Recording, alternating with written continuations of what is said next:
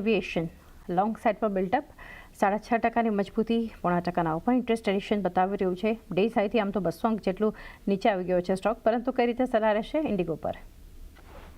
તો ઇન્ડિગોમાં લાસ્ટ વીકમાં એક કરેક્શન આવતું જોવા મળ્યું હતું બીકોઝ જે એવિએશન સાઇડ પર જે થોડા ઘણા ચેન્જીસ આવ્યા હતા કે સર્ટેન ફ્લાઇટ્સ કેન્સલ કરવામાં આવી હતી, એરપોર્ટ્સ ક્લોઝ કરવામાં આવ્યા હતા. તો એને કારણે એક નેગેટિવ ઇમ્પેક્ટ આ કાઉન્ટર પર બનતી જોવા મળી હતી. બટ એઝ થિંગ્સ નોર્મલાઇઝ અને નેક્સ્ટ ફ્યુ ડેઝમાં પ્રોબેબલી એરસ્પેસ પણ ઓપન થઈને જે પોઝિટિવ સેન્ટિમેન્ટ અગેન એમાં આવશે. તો એ રીઝનના કારણે ચાન્સીસ છે કે તમને ઉપરની સાઈડ પર 5600 સુધીનું અપસાઇડ મોમેન્ટમ, 5600-5630 સુધીના અપસાઇડ મોમેન્ટમ આ કાઉન્ટરમાં પ્લે આઉટ થતા જોવા મળી શકે છે. સો ઇન્ડિગો પર બાયસ પોઝિટિવ સાઈડ પર રહેશે.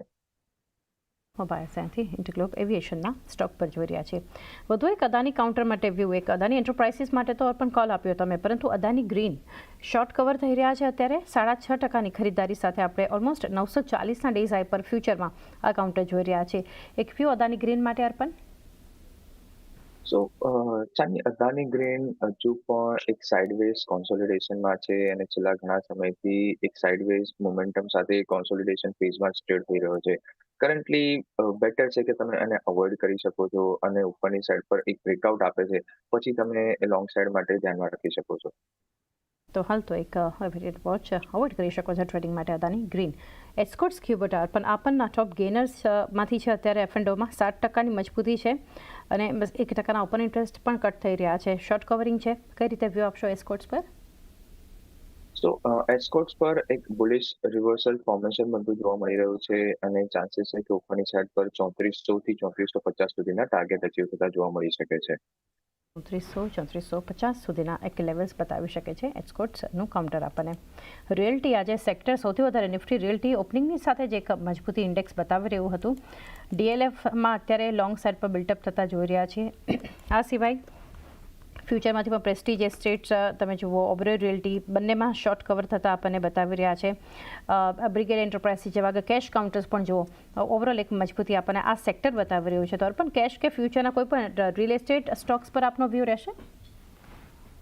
So brigade is our topic. Brigade એક long term buy and hold માટે તમે કરંટ લેવલ પર બાય કરી શકો છો. Even during last weeks correction અગર તમે જોયું હશે તો આ કાઉન્ટર એક સાઇડવેઝ મોમેન્ટમ સાથે ટ્રેડ થયું હતું અને week on week positive bias સાથે ક્લોઝ આવ્યું હતું, વિચ ઇન્ડિકેટ્સ કે આ કાઉન્ટરમાં એક સ્ટ્રોંગ બાઇંગ ઇન્ટરેસ્ટ છે અને કરંટ લેવલથી ઉપરની હિસાબ પર 1080 થી 1100 સુધીના ટાર્ગેટ માટે અપસાઇડ મોમેન્ટમ આ કાઉન્ટર દેખાડી શકે છે. તો બ્રિગેડ એન્ટરપ્રાઇઝને તમે ઇવન કરંટ લેવલ પર બાય કરી શકો છો. નીચે 1000 સુધીના ડીપ આવે છે તો ફર્ધર એડ કરી શકો છો અને ઉપરની સાઈડ પર 1100 થી 1120 સુધીના અપસાઇડના ટાર્ગેટ એક્સપેક્ટ કરી શકો છો. અપાર્ટ ફ્રોમ ધેટ ડીએલએફમાં પણ એક ટ્રેડિંગ પર્સપેક્ટિવથી અગર તમારે બાય કરવું હોય for the upside target of 700, દેન ડીએલએફના કાઉન્ટરને પણ લોંગ બાય સાથે તમે ધ્યાનમાં રાખી શકો છો. ડીએલએફ આ બંને કંપનીઓ જે છે રિયલ એસ્ટેટમાંથી ફોકસમાં રાખી શકો છો. નિફ્ટી કોન્ટ્રીબ્યુટર્સ બેંક્સ પર આપણે ચર્ચા કરી. એચડીએફસી બેંક એક છે તો આપણે એના પર ચર્ચા કરી. રિલાયન્સ માટે હવે વ્યૂ લઈ ગયા પણ 3.5%થી વધુ મજબૂતી સ્ટોક બતાવી રહ્યો છે. નિયરલી ડેઝ હાઈના લેવલની આસપાસ ટ્રેડ થઈ રહ્યો છે અને લોંગ સાઇડ પર બિલ્ટઅપ છે. આપનો વ્યૂ? તો રિલાયન્સમાં યસ કરન્ટલી અપસાઇડ મોમેન્ટમ દેખાડી રહ્યો છે. 1440 સુધીના એના અપસાઇડ જે રિસેન્ટ રેઝિસ્ટન્સ ઝોન હતા ત્યાં સુધી તમને આ કાઉન્ટર કન્ટિન્યુઅસ અપસાઇડ મોમેન્ટમ દેખાડી શકે છે. તો બાયસ તમે રિલાયન્સ માટે પોઝિટિવ સાઇડ પર રાખી શકો છો અને ઉપરની સાઇડ પર 1440 સુધીના ટાર્ગેટ એક્સપેક્ટ કરી શકો છો. 1440 સુધીના લેવલ્સ ઉપર બતાવી શકે છે રિલાયન્સ ઇન્ડસ્ટ્રીઝ. અને રિલાયન્સ પર આપણે ચર્ચા કરી છે તો એક સ્ટાન્ડર્ડ ડિસ્ક્લેમર તમારી સ્ક્રીન પર આવશે. આ સિવાય આજે એક આઈટી માટે અત્યારે જુઓ સ્ટોક્સ લાઇક બિરલા સોફ્ટમાં પણ એક શોર્ટ કવર થતા જોઈ રહ્યા છે. કેપીઆઈટી ટેક લોંગ સાઇડ પર બિલ્ટઅપ છે. ઓએફએસએસ મજબૂતી જે છે આપણને ત્યાં પણ જોવા મળી રહી છે. પર્સિસ્ટન્ટ ખરીદારી એટલે કમ્પેર ટુ લાર્જ કેપ આજે એક મિડ કેપ આઈટી કંપનીઓનું થોડુંક આઉટ પરફોર્મન્સ જોઈ રહ્યા છે. ઓવરઓલ આઈટી માટે અર્પણ લાર્જ કેપ કે મિડ કેપ કઈ રીતે તમે અહીંયાથી સલાહ આપશો?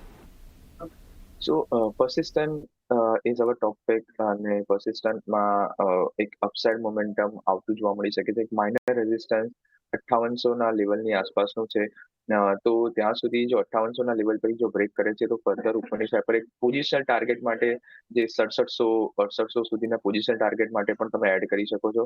કરન્ટલી શોર્ટ ટર્મ ટ્રેડિંગ માટે 5800ના ટાર્ગેટ માટે તમે બાય કરી શકો છો. હા, શોર્ટ ટર્મ ટાર્ગેટ 5800નો રાખી શકો છો પર્સિસ્ટન્ટ સિસ્ટમ્સ માટે. ટીટાગઢ રેલ એક વ્યૂ એના પર અર્પણ અત્યારે ડેઝ આઈ પર છે સ્ટોક 6.5% ખરીદદારી થઈ રહી છે. શોર્ટ કવર થતાં આપણને ટીટાગઢ રેલના કાઉન્ટરમાં બતાવી રહ્યા છે, તો કઈ રીતે સલાહ આપશો સેટઅપ પર? તો ટીટાગઢ રેલમાં ઓલ્ધો આજના દિવસે અપસાઇડ મોમેન્ટમ છે, બટ એક શોર્ટ કવરિંગ મૂવ જ છે and I don't know whether this short covering move will be short lived or upside continue કરતું તમને જોવા મળશે. તો બેટર છે કે ટાઈમ બિંગ અવોઇડ કરી શકો છો. હજુ પણ થોડું કન્ફર્મેશનનું વેઇટ કરવા માંગીશ. હજી પણ એના 21 ડે મૂવિંગ એવરેજ નીચે સસ્ટેન થતું જોવા મળી રહ્યું છે. તો એકવાર એની ઉપર ક્રોસ કરે છે, એની ઉપર સસ્ટેન થાય છે, એ પછી જ ફ્રેશ લોંગ માટેનું રેકમેન્ડેશન રહેશે. તો એક વ્યૂ બનતો જોઈ રહ્યા છે હાલ તો એક વેટ એન્ડ વોચ ટીટાગઢ રેલ માટે. એનસીસી લિમિટેડમાં શોર્ટ કવર અત્યારે જોઈ રહ્યા છે પણ 5.5% ઉપર છે સ્ટોક. આ પણ ડે સાઈ 217 પર એનસીસી ટ્રેડ થતું જોઈ રહ્યા છે. આ સ્ટોકનું સેટઅપ કઈ રીતે જોઈ રહ્યા છો? સો again NCC is one of the stock કે જે સાઇડવેઝ મોમેન્ટમમાં જ ટ્રેડ કરી રહ્યો છે અને ઉપરની સાઈડ પર 222 થી 225 ઝોનમાં again and again resistance face કરી રહ્યો છે. એકવાર એ લેવલને ક્રોસ કરે છે એ પછી તમે લોંગ સાઈડ પર ધ્યાનમાં રાખી શકો છો. એક વ્યૂ બનતો એક જોઈ રહ્યા છે એનસીસી લિમિટેડ માટે. ગેઇનિંગ કાઉન્ટર ટોપ ગેનર છે અત્યારે એફ&ઓમાં એચએફસીએલ. એચએફસીએલમાં અર્પણ 8.5%ની ખરીદારી છે. શોર્ટ કવર થતાં જોઈ રહ્યા છીએ. ડેઝ હાઈના લેવલ પર ટ્રેડ થઈ રહ્યો છે. ઇનફેક્ટ વોલ્યુમ બેઝડ બાઇંગ છે અત્યારે. તો એચએફસીએલ માટે આપનો view? So HFCL that you have pointed out, it's very interesting setup. એક ડબલ બોટમ ફોર્મેશન 72 ના લેવલ પાસે બનાવ્યું હતું. લાસ્ટ ફ્રાઈડે એક ડોજી કેન્ડલસ્ટિક સાથે એ ડબલ બોટમના લેવલ પાસે જ ક્લોઝ આવ્યો હતો અને આજે ગેપ અપમાં ઓપન થયો અને ગેપ અપ ઓપન થયા પછી પણ એક સ્ટ્રોંગ બાઇંગ ફ્લોઝ તમને આવતા જોવા મળી રહ્યા છે. વોલ્યુમ એક્શન જોવા મળી રહ્યું છે. લોંગ સાઇડ પર બિલ્ટઅપ બનતું જોવા મળી રહ્યું છે. સો this all are the factors which indicates કે this stock is heading for 87 to 90 kind of level. તો એચએફસીએલ ને તમે બાય કરી શકો છો અને ઉપરની સાઈડ પર 90 રૂપીસ સુધીના અપસાઇડના ટાર્ગેટ એક્સપેક્ટ કરી શકો છો. તો 90 રૂપિયા સુધીના એક ઉપરના લેવલ્સ જે છે આપણને એચએફસીએલ બતાવી શકે છે. પાવર એનર્જીમાં આજે ખાસો એક પાવર જોઈ રહ્યા છે. એસજીવીએન જુઓ પણ 6%થી વધુ મજબૂતી આપણને બતાવી રહ્યું છે. શોર્ટ સાઇડ પર કવર થઈ રહ્યા છે અત્યારે ઓવરઓલ. તો આપ કઈ રીતે વ્યૂ આપશો અહીંયાથી એસજીવીએન પર? એસજેવીએનમાં વીકલી પર હજુ પણ એક સાઇડવેઝ સેટઅપ છે અને હજુ પણ એના રેઝિસ્ટન્સ લેવલની નીચે સસ્ટેન થતું જોવા મળી રહ્યો છે. ઓલ્ધો આજના દિવસે across the market short covering move છે તો એ રીઝનના કારણે એસજેવીએનમાં પણ થોડું બાઇંગ એક્શન છે. But I will not jump into this buying momentum. I would rather wait અને એકવાર માટે ઉપરની સાઈડ પર રેઝિસ્ટન્સ લેવલ ક્રોસ કરે છે એ પછી તમે લોંગ સાઈડ પર બિલ્ટઅપ માટે ધ્યાનમાં રાખી શકો છો. તો એક વ્યૂ જે છે આપણને બનતો જોઈ રહ્યા છે એક એસજીવીએન લિમિટેડના કાઉન્ટર માટે. તો એ સાથે અર્પણ